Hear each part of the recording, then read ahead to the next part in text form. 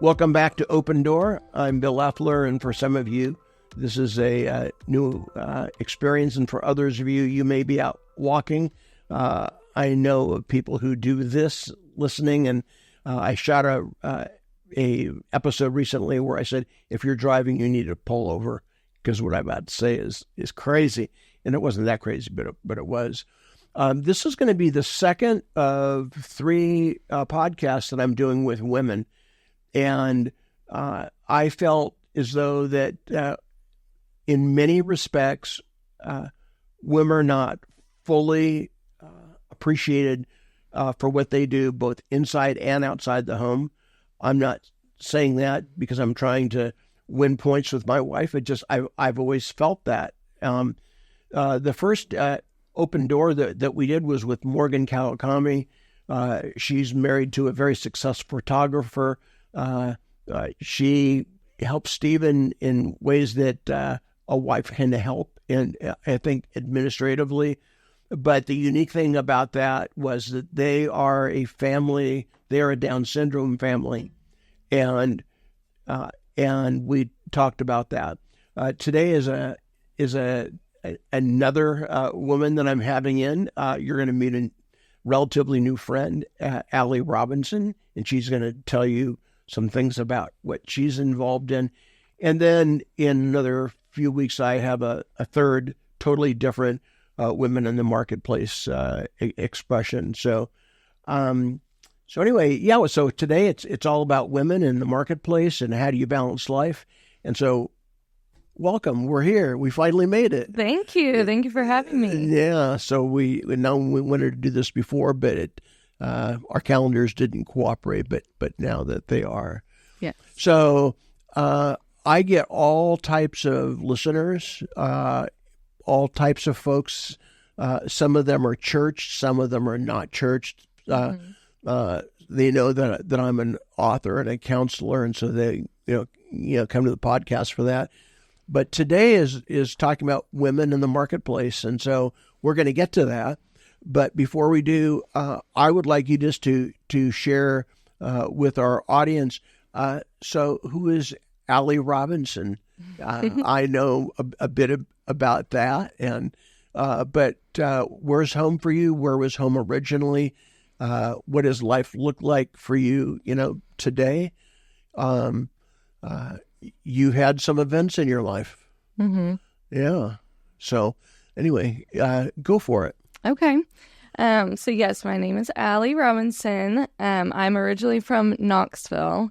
So my husband and we moved here in 2016 for his job. So we've lived in Chattanooga since 2016, and we have 2 girls now, mm-hmm. Chloe and Camden. They are 4 and 2. So it's definitely busy, crazy times, but it's really fun. And then in the past couple of years, I've taken on a new title, and that's business owner. Mm-hmm. So that's a whole new arena that I hadn't really explored before. Mm-hmm. So yeah, life is really fun right now. We've got a lot going on. So when you mentioned Knoxville, I think, UTC, go Vols. Oh, UTK, yes. Yeah. Okay. UTK, yes. So, did you go there? No, I actually went to Lipscomb. Okay. So that is in Nashville. Yes. Okay. So my focus was marketing, and I think I'm 37 years old, and this owning this business and having to do so much on social media is actually the first time I've ever used my degree in marketing. Okay. So my focus was in marketing. I went to Lipscomb. Justin went to UTK, but we were definitely a Vols family. Wow. Yes. Yeah, I know, including all that ugly orange that you guys, wear, and I say that teasingly. So, I do want to come back to Lipscomb. Yes. Are those like distant memories? Can you remember any of what you were taught there at all? I remember a lot of it. I just know that it was such a fun time, and it was probably I went to summer camp there through my church, which is how I learned about Lipscomb.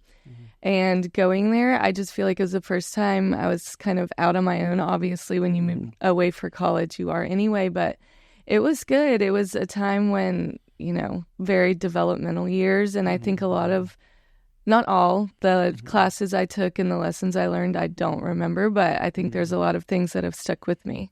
I've done a lot of research in that area, and today, over 60% of people, if they attend college and graduate, over 60% are working in a field that was not their major. Mm-hmm.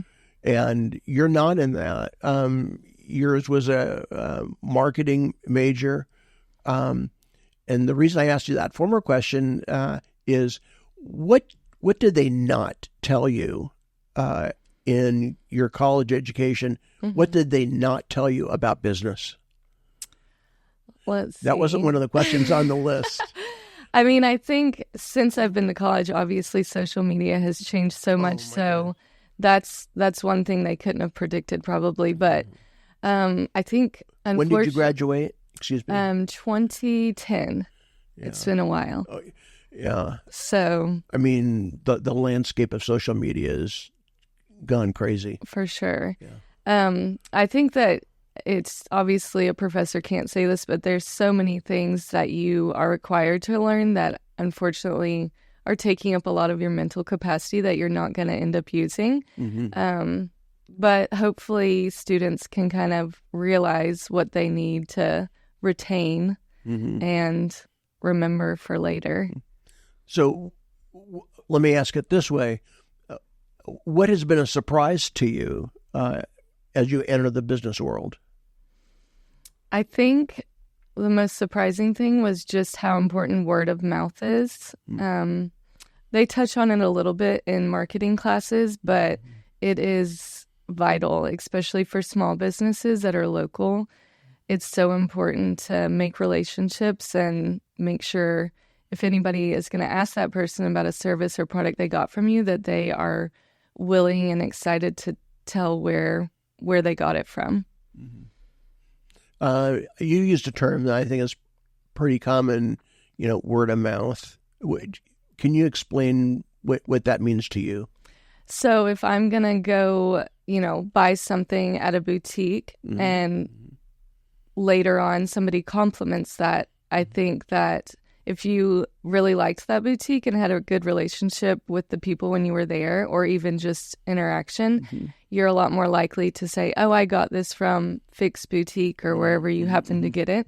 And then also just someone not even being asked and just voluntarily talking about the service or product they got from you.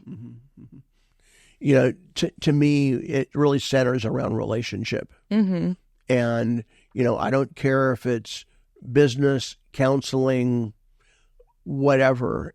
If you can't develop that relationship with that person, certainly no sale is going to be made. And, right. And so it's I'd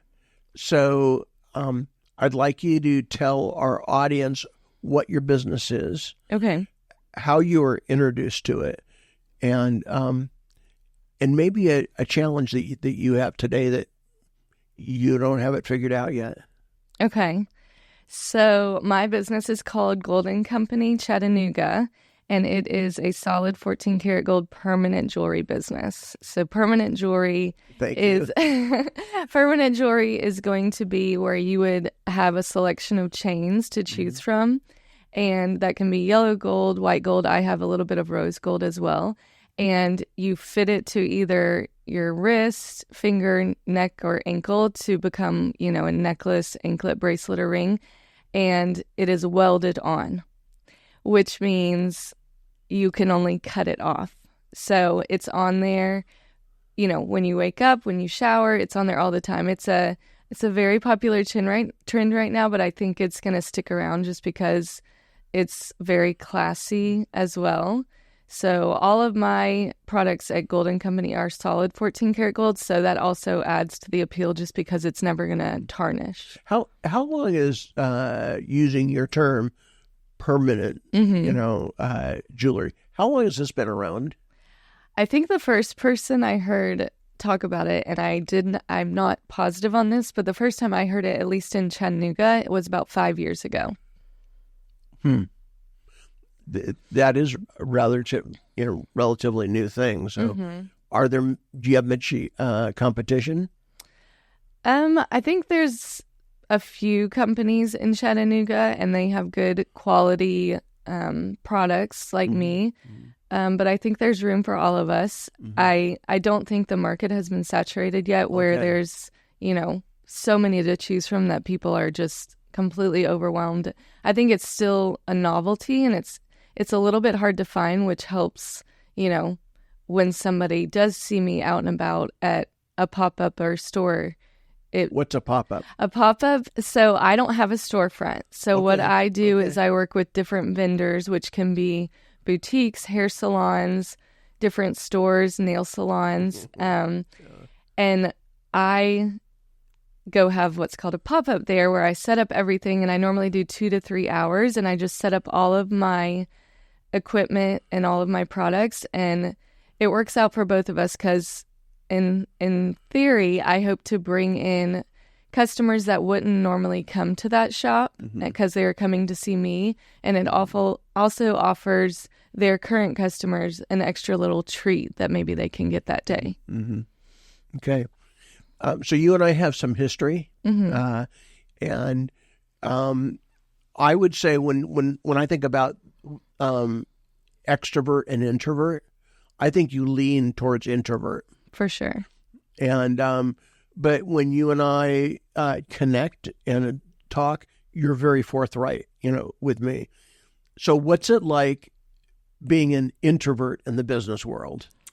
I think that actually plays into the whole conversation we're going to have about working moms. And I think that helps me out a lot because I am with toddlers all the time. And so sometimes when I do see an adult or I'm out, at one of my pop-ups, I feel like I do thrive because I have so much to say about my product and just about different things. And so I love being a mom. I love being with my kids, 90% of the time, but it is nice to just get out and talk to other adults.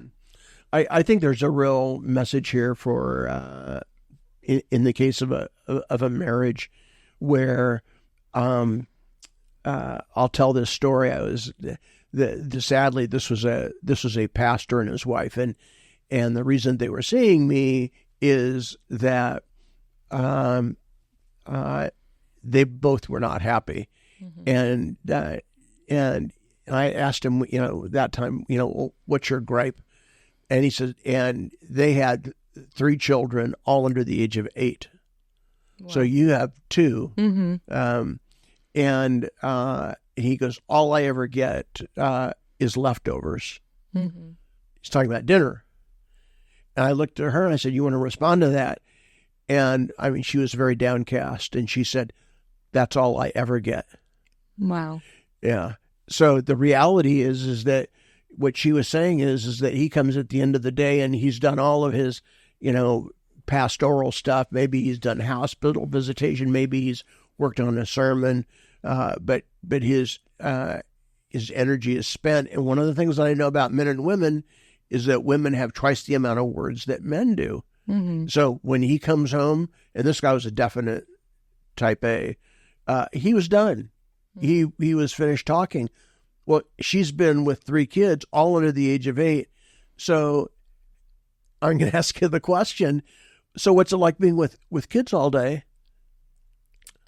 Yes. So Pause. Yeah. Yes. I mean, it is obviously super fulfilling. And, I feel very blessed that I do get to spend the majority of my days with my girls and kind of decide when I work and what hours I'm going to be away from them. But it's tiring. I read a stat the other day that a stay-at-home mom works 14-hour work days, which means that's a 98-hour work week, and that equals 2.5 regular full-time jobs. So shout out to all the stay-at-home moms. So yeah, I mean, it's tiring, but it makes you feel so accomplished, and you're wanting to pour everything you have into, everything that they are learning, and you are their world. So it's I guess I'll just say it's extremely fulfilling, but it's hard. Mm-hmm. So the first woman that I interviewed, she referred to herself as a momager.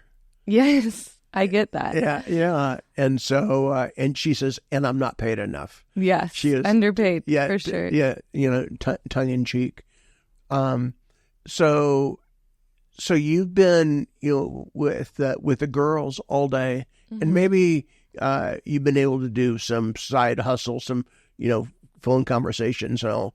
Mm-hmm. But then Justin comes home. Yes. Yeah. So what are what expectations do you have of him? I think that and that also plays into me being an introvert. Mm-hmm. I think I need a minute, and he has realized that, which is so hard because, when he gets home, he's excited to see the girls and me. But I think that we've learned that I do need a minute. So when I see him, it's just what does that mean exactly? I think I just need, especially the hours, it is battle zone around 5 p.m. because, the girls are getting tired. Dinner's not ready yet. And it's just that time of the day where it's rough. And so I think that when Justin walks in, it's almost like this cape is flying behind him. Thank you, please help me. So I think that we just have had to establish that I'm not meaning to run away. I just need a minute, maybe 10, 15 minutes. Yeah. Take the girls outside for a second. Let me cook without, anybody grabbing something. So I think that's just something we've had to come to terms on. Yeah. I'm thinking that this is the type of this idea. So it's clearly not a minute. Yeah. It's it's not a minute. Few minutes. But I think this is something that needs to get negotiated. Mm-hmm. And I mean that in a very, I don't mean that in a legalistic way, but if husband and wife could come together, particularly in a day where you have the kids, and both are now in preschool, aren't they? Yes, a couple days a week. Mm-hmm. Yeah. So the days that they are not in school, it's really all on you. Mm-hmm. I think those days in particular, Justin would need to really be aware that you need your 15 to 30 minutes or whatever. Mm-hmm. Do you feel comfortable talking about Allie time? Yes. Okay. So this is, again, this is not scripted. I had given her questions and now I'm testing our friendship, in this. But tell the listeners, what is Allie time?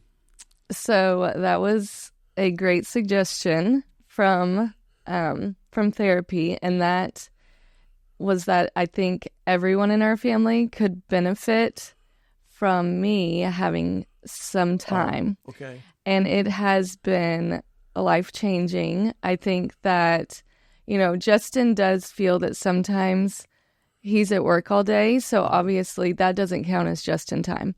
Which to me, if you get to go to the bathroom by yourself or eat a meal without somebody stealing it from you, to me that is, I'm jealous of that. And so I think literally a little bit, yeah. Okay. So I think that, a lot of that resentment has been resolved because we've started including time for me each week to just... Okay. And it's not allowed to be a pop-up. It's not allowed to be me going to work on my phone for a little while. It has to be something that not necessarily is a mindless activity, but just something that will let me have some time to myself. So I'm talking with Allie. And so the concept here was Allie time. And to me, this is something that gets negotiated. It's probably going to need to be re-looked at, 2 or 3 months down the road. Is this working? Mm-hmm. Okay. Yes. And so you're, Justin, I know you're at some point in time, you're going to listen to this, but he's out on, he's really having a hard time right now. Oh yeah. He's in Destin, Florida, deep sea fishing. Oh yes. Yeah. Struggling. Really, really stressful. Yeah. I can just hear him. He's going to give me gas out of this, but the reality is that when he comes home, I mean, he'll want to tell you about all the fish that got away, or the one that was a real whopper. But the reality is that if he's a wise man, he's going to know that you've 24/7 Yes. done this. So, I just think that this idea of being able to balance business and family, I think it's a big deal. I really do. I don't think I heard from you the answer. I had asked you, what did you not learn at school about the business world? What is something that, and let me ask it this way, what has been a surprise to you? Like, and maybe that's a benefit, or maybe it's like, I don't like this part of it at all. Mm-hmm. I think that, especially Lipscomb being such a traditional school, now that we're talking about everything, I think it's surprising that nobody touched on how a parent handles, the workload at home and the emotional load at home, and also their job. I think now social media is so polarized with if a woman should work or not work, if a mom should work or not work. And so it's just, you're left in this position, you're not sure if what you're doing is right or wrong. Mm-hmm. And I feel like so many people are curious if they should be working or not working. I think there's 74% of women who are moms that work now. So obviously that is 74%? Yes. Wow. So obviously that is trending more towards, people are finding answers, whether it be a side hustle or, they work after the kids go to sleep. Mm-hmm. There's tons of, jobs online that you're able to do. So I think that college did not touch on at all, how we balance everything and work and also, take care of our kids and feel like we're giving enough to both areas. Mm-hmm. I don't know whoever said it. I'd like to shoot them, whoever they were, that marriage is a 50-50 relationship. That's terrible math. I mean, to me, it's 100 or 100. Right. And I just know that I'm doing a variety of things today. Today, I early this morning, I got up and I took, our 7-month pregnant daughter to Sam's because she's having a big baby shower tomorrow. Well, that was wonderful time with her. But now I'm doing a couple of these shows here. Mm-hmm. And then afterwards, I'm going to go back home and it's all about the shower again. So I think that men also need to learn how to adjust and do that transition. And it's speaking from a male perspective, it's not always easy. Right. And particularly as a pastor, formerly, I got to choose a lot of my own schedule. Mm-hmm. And now, after leaving the university after 22 years, I'm trying to figure out life all over again. Mm-hmm. And I still haven't. So maybe a last question. Okay. And that is, if there's something that you'd really want women to hear about being married, working, being a mom, what would you want to? And imagine that there's a woman listening to this right now who's saying, gosh, this is kind of like my life. What would you want to say to her? I would want to say that she is doing an awesome job. Okay. I think that a lot of times when you have somebody who's questioning, and, this opens the can of worms, which is mom guilt. I think that when you have somebody who's questioning, am I doing enough for my kids? Am I doing enough at my job? I'm so tired. I have so much going on and I don't know if I'm doing well at any of my tasks. I think that they need to know that they are doing a good job. And if you're worrying about those things, then that probably means you are an excellent mom and a great, employee wherever. If you're not an employee, then you're doing a great job with your kids and you're important. So you use the term mom guilt. Yes. Define that, and is that something that you have? It is. I think that... What is it? So mom guilt is, that creeping feeling that comes in no matter what you're doing. So, I dealt with that a lot when I started Allie time. what could I be doing right now instead of this? What could I be doing at home with the girls? Are they sad I'm not there? Are they wondering why I left? And, sitting at the door sad. All those questions come into your mind. And so what was the second part of the question? What is mom guilt? Do you think you have much of that? I do. But I've worked on it, and I've realized over time that, you can't do much on an empty tank. And I think when I go and have mom time, Allie time, I come back and I'm more patient and, I play Barbies more. I just, I have the ability to do more when I go and have some time. Is this time today Allie time? Yeah, I think so. So again, this is that, to me, it's a non-defendable time. It's, I think the same thing is true with finances, that I think both husband and wife, you should have mad money. Okay.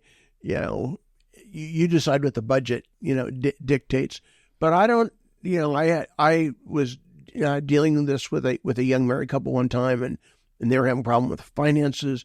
And so we came up with this mad money, and he doesn't need to defend himself and she doesn't need to defend herself.